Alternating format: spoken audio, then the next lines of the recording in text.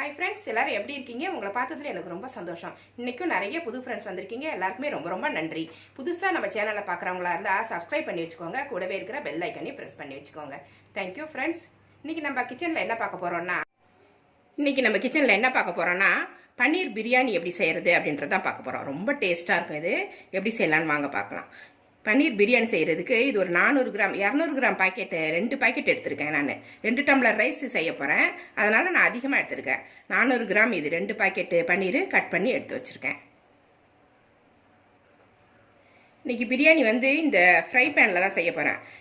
இது மாதிரி செஞ்சுக்கோங்க. இல்லைன்னா குக்கரில் கூட வச்சு 2 விசிலில் எடுத்துக்கோங்க. எனக்கு இது ஈஸியாக இருக்கும். இதுக்கு கிளாஸ் லிட் இருக்குது, அதனால் இதை நான் யூஸ் பண்ண போகிறேன். வானலில் கொஞ்சம் நெய் ஊற்றிக்கிறேன். ஃபஸ்ட்டு பன்னீரை ஃப்ரை பண்ணி எடுத்துக்கணும். 1 ஸ்பூன் போதும் நெய். பட்டர் கூட போட்டுக்கலாம் நீங்கள்.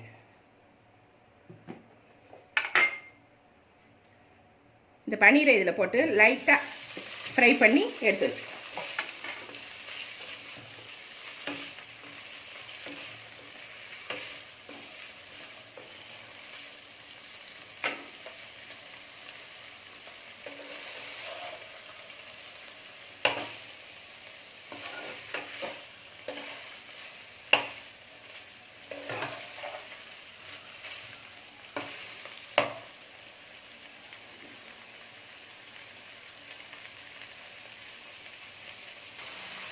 ஃப்ரை பண்ணது போதும். இது ஒரு பிளேட்டில் எடுத்து வச்சுக்கலாம். ரொம்ப நேரம் ஃப்ரை பண்ண வேண்டாம், அது கரைஞ்ச மாதிரி ஆகிடும்.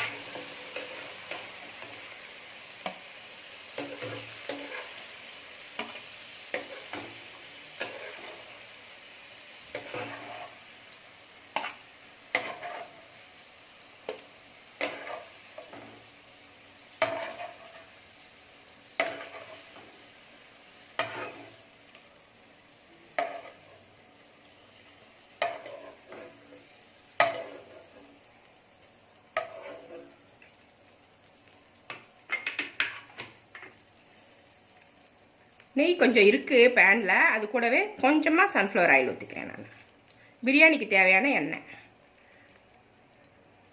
ஒரு அரைக்கரண்டி எண்ணெய் ஊற்றிக்கிறேன்.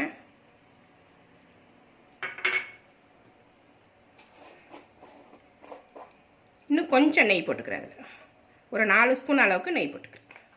நெய் எண்ணெய் அப்படிலாம் உங்களோட விருப்பத்துக்கு ஏற்ற மாதிரி போட்டுக்கோங்க. அதிகமாக இருக்கிற மாதிரி ஃபீல் பண்ணிங்கன்னா உங்களுக்கு எவ்வளோ தேவையோ அவ்வளோ போட்டுக்கோங்க. எண்ணெயும் நெய்யும் சூடாயிருச்சு. பட்டை, கிராம்பு, ஏலக்காய், ஒரு 1/2 ஸ்பூன் சோம்பு. கிராம்பு ஒரு 5-6 எடுத்திருக்கேன். ஒரு 5 ஏலக்காய், 2 தாளிக்கிற இலை, பிரியாணி இலை. இது உங்கள் விருப்பம் போல் எடுத்துக்கலாம். அளவு கூடுனாலும் குறைஞ்சாலும் ஒன்றும் செய்யாது. இதை அப்படியே போட்டு தாளிச்சு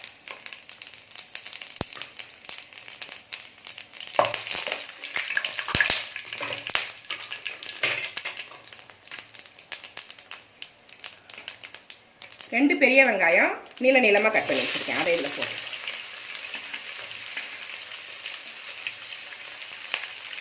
அது மாதிரி 4 பச்சை மிளகாய் எடுத்திருக்கேன். 2 கீரி எடுத்து வச்சுருக்கேன். இந்த மாதிரி கீறிட்டு போட்டுக்கணும். இதையும் சேர்த்தே வதக்கலாம்.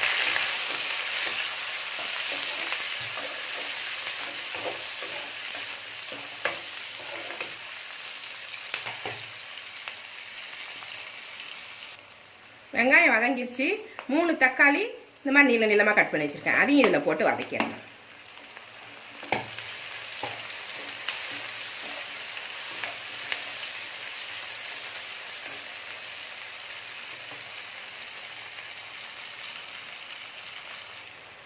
இஞ்சி பூண்டு பேஸ்ட்டு ஒரு 2 ஸ்பூன் அளவு போட்டுக்கலாம். கொஞ்சம் நிறையவே போடுங்க. நல்லா ஃபுல் ஸ்பூனாக எடுத்து இந்த மாதிரி போட்டுக்கோங்க.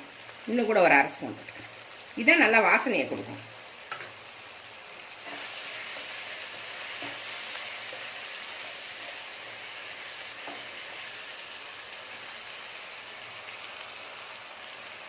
இதில் மஞ்சள் பொடி ஒரு 1/4 ஸ்பூன் போட்டுக்கலாம். காரத்துக்கு தனி மிளகாத்தூள் போட போகிறோம். உங்களுக்கு எவ்வளோ தேவையோ போட்டுக்கலாம். நான் 1 ஸ்பூன், இன்னும் ஒரு 1/2 ஸ்பூன் போட்டுக்கிறேன். ஏன்னா 4 பச்சை மிளகா போட்டிருக்கோம் பார்த்தீங்களா, அந்த காரமும் அதில் ஏறி இருக்கும். இஞ்சி பூண்டில் காரம் இருக்கும். அதனால் 1.5 ஸ்பூன் போட்டுக்கிறேன். இது ஒரு சின்ன ஸ்பூன் தான், இதால் 1.5 ஸ்பூன் போட்டிருக்கேன். நான் கரம் மசாலா தூள் ஒரு 1/2 ஸ்பூன் போட்டு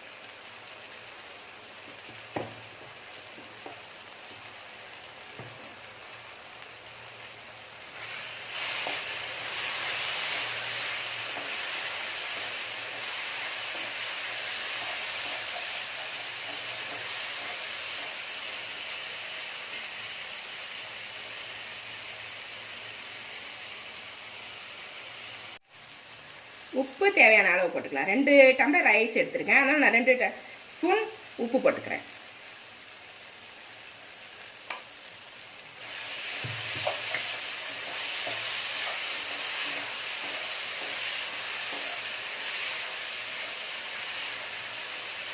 நல்லா கிளறி விட்டுட்டு உப்பு காரம்லாம் செக் பண்ணிக்கோங்க.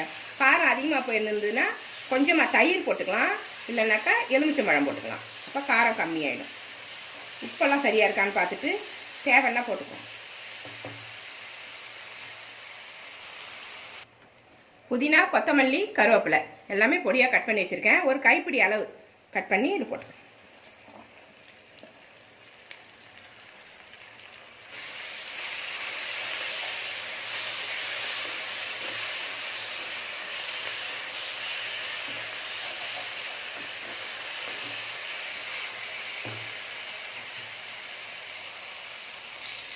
நூறு கிராம் முந்திரி பருப்பு இதையும் இதில் போட்டுக்கலாம். இது ஆப்ஷனல் தான், பிடிச்சா போட்டுக்கோங்க. முந்திரி பருப்பு வேண்டாம் அப்படின்றவங்க பச்சை பட்டாணி போட்டிங்கன்னா ரொம்ப நல்லாயிருக்கும். பச்சை பட்டாணியை போட்டு இது கூட வதக்கிட்டு தண்ணி ஊற்றிட்டிங்கன்னா சூப்பராக இருக்கும்.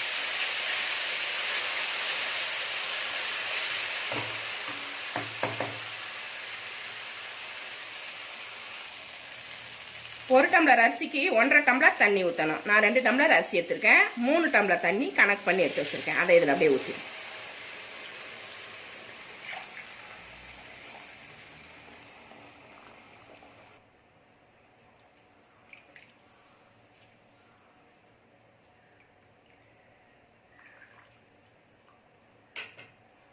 லிட்டை போட்டு மூடிடுவோம்.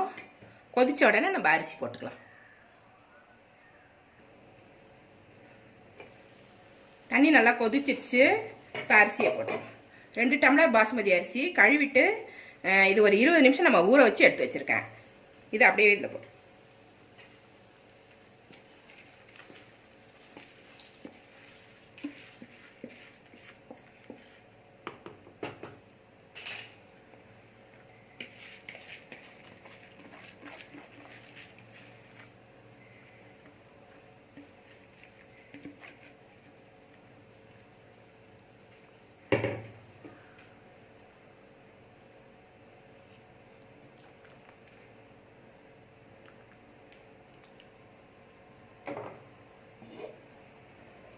லிட்டை போட்டு மூடிடுவோம்.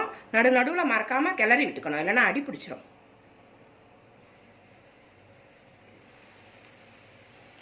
நல்லா தண்ணியெல்லாம் வத்திருச்சு. நடுவில் கிளறி விட்டுக்கணும், மறந்துடக்கூடாது. இந்த மாதிரி தண்ணிலாம் சுத்தமாக இல்லை பாருங்கள். இந்த சமயத்தில் நம்ம தம் வைக்கலாம். வச்ச தண்ணி உங்களுக்கு பத்தலை, நீங்கள் வாங்கின ரைஸ் வந்து வேகலை, ரொம்ப வேகாத மாதிரி இருக்குது அப்படின்னா கொஞ்சமாக வெந்நீர் வச்சு ஊற்றிக்கிங்க, தப்பு இல்லை. ஆனால் எனக்கு இது கரெக்டாக இருக்குது, இந்த ரைஸ்க்கு இது கரெக்டாக இருக்குது. சமயத்தில் நம்ம வச்சிருக்கிற பன்னீரை இதில் சேர்த்துருவோம். முன்னாடியே சேர்த்துடக்கூடாது, இந்த சமயத்தில் சேர்ப்போம்.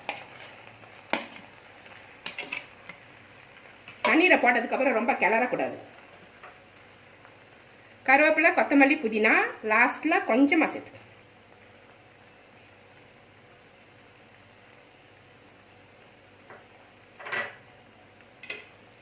இதை லைட்டாக பரட்டி விடுங்க. ரொம்ப பரட்டினீங்கன்னா பன்னீர் உடஞ்சி போயிடும்.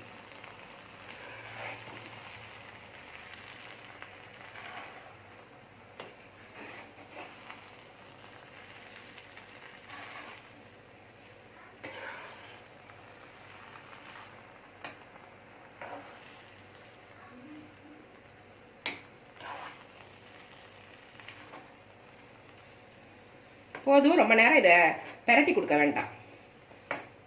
அப்படியே இதை சமப்படுத்திட்டு தம் வைக்கலாம்.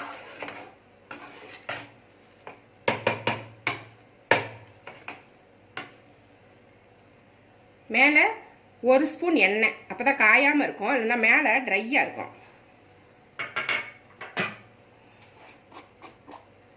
அது மாதிரி 1 ஸ்பூன் நெய். இது எல்லாமே உங்கள் விருப்பம் போல் ஊற்றிக்கோங்க, கம்மியாக கூட ஊற்றிக்கோங்க. இதை வச்சு அப்படி தடவி விட்டுருங்க.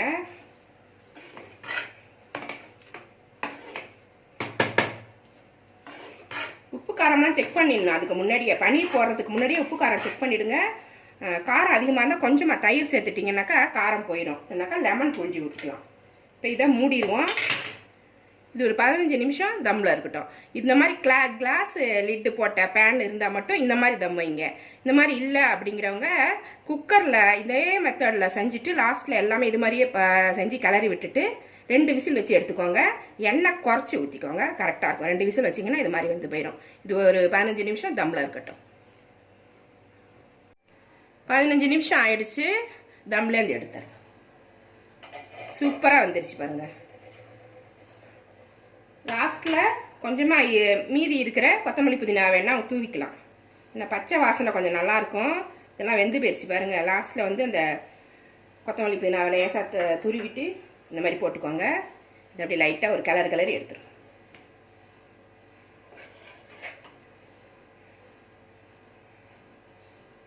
ரொம்ப கிளறக்கூடாது, உடஞ்சிடும் ரைஸ்லாம்.